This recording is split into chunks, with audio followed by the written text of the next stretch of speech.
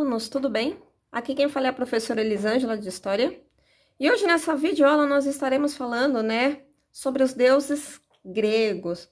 Olha, até que fim, conseguimos abordar esse assunto, que é um dos alunos, vamos dizer assim, um dos assuntos que os alunos mais me pedem, para falar. Então, essa videoaula eu estarei focando, tá, gente, sobre os deuses do Olimpo, tá bom? Então, esse será o nosso foco. Nas próximas videoaulas eu posso estar colocando outros deuses aí também. Então, bora iniciar, gente? Primeiramente, eu não posso deixar, de colocar aqui em destaque o deus Zeus. O Zeus, gente, ele é o senhor dos céus e deus supremo da mitologia grega, tá? Ele é o filho mais novo de Cronos, o que a gente vai dizer que é um titã, e, também da deusa Rhea. E ele vai nascer no Monte de Ida, na ilha de Creta, tá bom?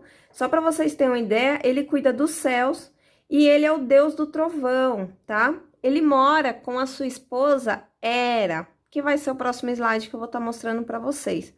Mas o que todo mundo sabe é que o Zeus, gente, pensa num deus bem galinha. Ele vai ter filhos com a Hera e com outras mulheres também, que eu estarei mostrando para vocês nos slides. Então, não estranhem, porque esse cara, pensa numa pessoa que gostava de procriar, era o Zeus. Então, bora aqui, falar sobre a sua esposa, a Hera. A Hera, gente, ela é representada como uma mulher jovem e bonita, tá? Que nem vocês conseguem observar aí, em uma das mãos, ela segura uma cápsula, tá? E essa cápsula, ela tem um ópio. O ópio, gente, ele seria mais ou menos, é como se fosse tipo um medicamento, tá? Meio que para retirar as dores. Além disso, o animal sagrado era o pavão, tá? E, portanto, muitas vezes ela é representada com as penas da ave. Aqui nessa imagem a gente não tem, mas é comum a gente ver, a imagem dela sempre com penas aí. Além disso, ela é a deusa responsável pelo casamento, tá? Também pelo gado e pelos pastos. E ela é, gente, a esposa dos Zeus e também irmã dele, tá? Isso daqui é algo bastante comum. Os deuses, por mais que eles fossem irmãos, eles acabavam, vamos dizer assim, tendo relações entre si. No caso foi, do deus Zeus e Hera. Lembrando que Zeus e Hera vão ter aí 2 filhos, que no caso vai ser Ares e o Hefesto. Então, bora aqui falar, sobre o Ares. Ares, gente, que nem a gente consegue observar, tá? Além dele ser o filho do Zeus e da Hera, ele era o deus que a gente vai dizer, que é o deus da guerra. Então, assim, só para vocês terem uma ideia, ele era um deus que era pouco cultuado, até porque nenhuma nação quer viver em guerra, tá? E só para vocês terem uma ideia, uma das poucas, vamos dizer aí, região que, vamos dizer assim, que tinha um pouco de culto do Ares, era a civilização de Esparta, até porque eles eram uma civilização guerreira.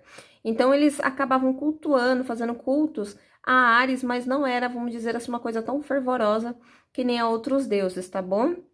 E, só para vocês terem uma ideia aí, ele era um deus, vamos dizer assim, que não era muito bem querido, pelos outros aí.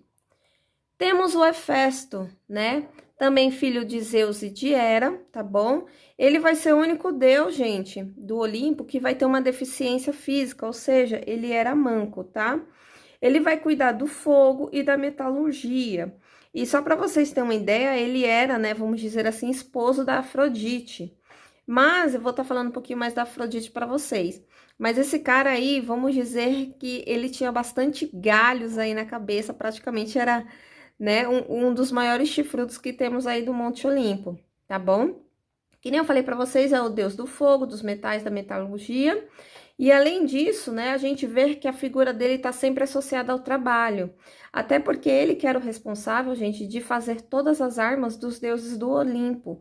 E não só isso, ele também era responsável por fazer todas as joias das deusas do Olimpo, tá? E só para vocês terem também uma ideia, em Roma ele era chamado como Vulcano, até porque acreditavam que eram dessas lavas que eram possível fazer, vamos dizer, todos esses armamentos aí, indestrutíveis dos deuses, tá bom? Então, vai ser comum vocês sempre verem a imagem dele está ligada ao trabalho. Vamos aqui então, né, para o próximo deus, Afrodite, né, que nem eu citei para vocês aí. Ela é a esposa, né, do Hefesto. Ela é a deusa do amor e da sexualidade, tá? E só para vocês terem uma ideia, gente, claro que eu não coloquei todos esses deuses aqui, mas ela tem relações com 12 deuses. Então, gente, só para colocar aí todos os deuses do sexo masculino que vocês verem aí, ela tem relação com ele. O único deus que ela não vai ter relação vai ser o Apolo. De resto, ela vai pegar todo mundo, tá, gente? Então, assim, era uma deusa muito bonita, que vocês conseguem observar aí na imagem, mas bem safadinha aí também, né? Vamos aqui, então, continuar. Ah, lembrando, a Afrodite, ela era filha, né, de Zeus, diz pela mitologia que ela veio do culhão de Deus, com, né, vamos dizer assim, com uma deusa, com uma ninfa do mar. Ok, gente? Bora aqui então falar sobre Poseidon, né? O Poseidon, ele é o deus dos mares, dos oceanos, das tempestades, dos lagos e dos cavalos, de acordo com a mitologia grega. Um entre os 12 deuses gregos olímpicos. Ele é irmão de Zeus, né? Então, portanto, ele é filho, tá? De Cromos e da Reia. E só para vocês terem uma ideia, as cidades que mais cultuavam Poseidon era Pilos e Tebas, tá? Ele também, lembrando, quando ele ia ter as relações com Afrodite, ele saía dos oceanos e ia para o Monte Olimpo, né, para poder ter seu caso amoroso aí também. Gente, lembrando, né, eu odeio fazer fofoca, tá? O que a gente gosta de fazer é informar os alunos. Então, bora lá para mais um deus do Monte Olimpo. Temos aqui a Deméter. A Deméter, gente, ela é, né, na mitologia grega, é a deusa da colheita, da agricultura, uma olímpica. Ela é irmã de Zeus, irmã de Hera, irmã de Poseidon, tá bom? Só lembrando aí, tá? Então, quer dizer que ela também era filha do Cromos e da Reia, ok? Além disso, ela era a deusa da terra cultivada e das estações do ano. Então, né, a gente vai dizer primavera, outono, verão, inverno. Isso daí tudo era, vamos dizer assim, relacionado a essa deusa. E ela também era responsável, né, por propiciar o trigo, que era a planta simbólica, né, da civilização grega, tá? Que nem a gente consegue observar aí também, né? Eu acho que é uma das deusas, querendo ou não, mais cultuada por todos os povos e uma das mais importantes aí, até porque era questão de sobrevivência, né? A alimentação. Vamos aqui então falar sobre Atena. Gente, Atena, que nem vocês conseguem observar aí, ela vai ser filha de Zeus, tá? Com outras, vamos dizer assim, mulheres, por assim dizer, porque Zeus, gente, ele vai ter vários filhos.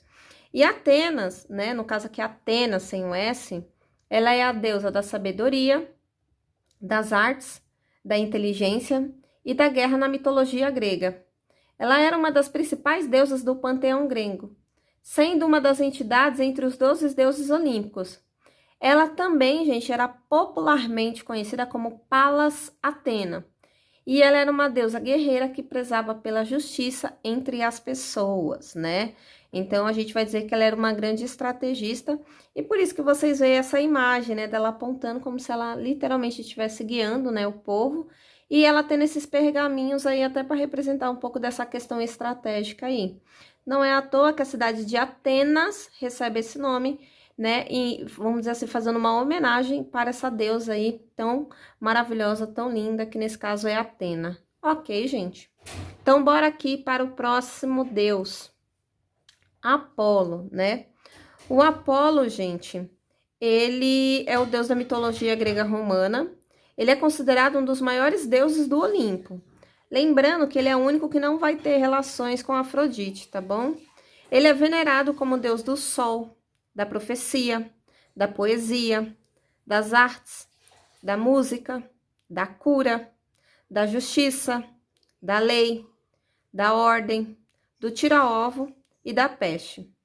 Apolo é um dos deuses mais amados, né, dos deuses mais amados aí do Monte Olímpio. Além disso, ele é visto como um deus justo que defendia a tolerância, tá? Ele também é conhecido como deus dos rebanhos e das colheitas. Lembrando que o Apolo, ele era o zelador da verdade e ele era o líder das musas, né? E ele leva os seres humanos a admitir seu erro. E, gente, ele é o irmão gêmeo, no caso aqui da deusa Ártemis, que eu também já estarei falando para vocês logo a seguir, tá bom? Então, vamos aqui falar sobre Ártemis, irmã gêmea, né, de Apolo. Lembrando que tanto Apolo quanto Ártemis, eles eram filhos de Zeus também, tá? Ártemis é a deusa da caça, da lua, da castidade, do parto e dos animais selvagens. É uma das deusas mais veneradas da mitologia grega e na mitologia romana ela é chamada simplesmente de Diana, tá bom? Considerada uma fantástica caçadora, Ártemis era cultuada por aliviar as doenças femininas, tá? E além de proteger as crianças e os jovens, tá bom? Que nem eu citei para vocês, né? Ela é filha de Zeus, né? E a mãe dela se chama Leto. E ela é quem, né, principalmente garante o sucesso da caça. Então, é muito comum você ver a imagem dela, né, com os animais ao seu redor aí. Ok, gente? Então, bora aqui falar sobre mais um deus do Monte Olimpo. Um dos meus preferidos aí, no caso, é o Dionísio, tá? O Dionísio, ele é o deus grego do vinho, das festas. Gente, quem é que não adora uma festa, né? E é uma das mais importantes divindades aí, tá? Da mitologia grega.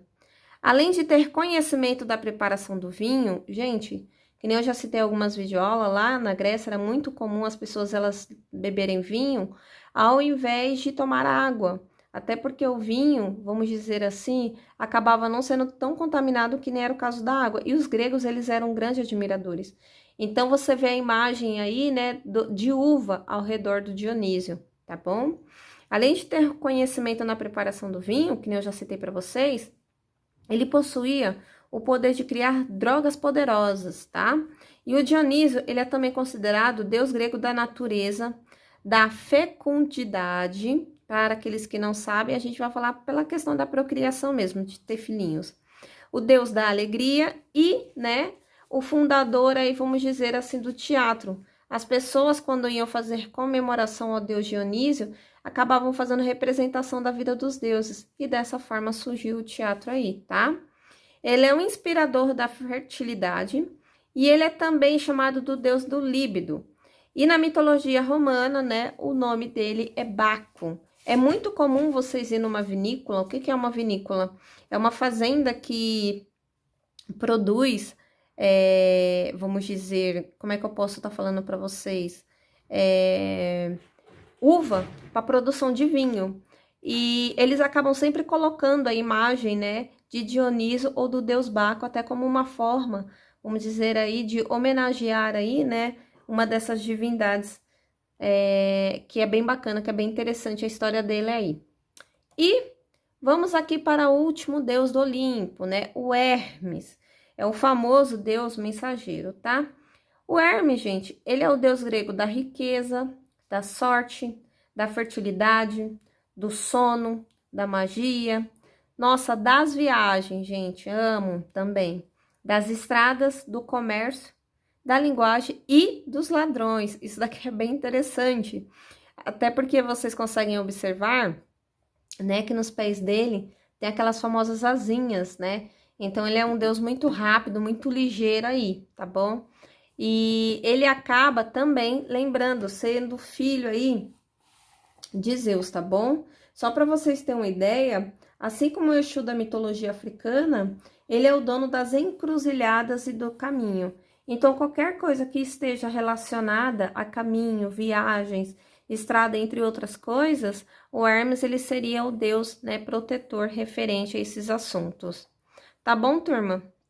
Bem, eu espero que vocês tenham gostado. Se caso vocês tiverem alguma dúvida, vocês podem me questionar que eu estarei respondendo, tudo bem?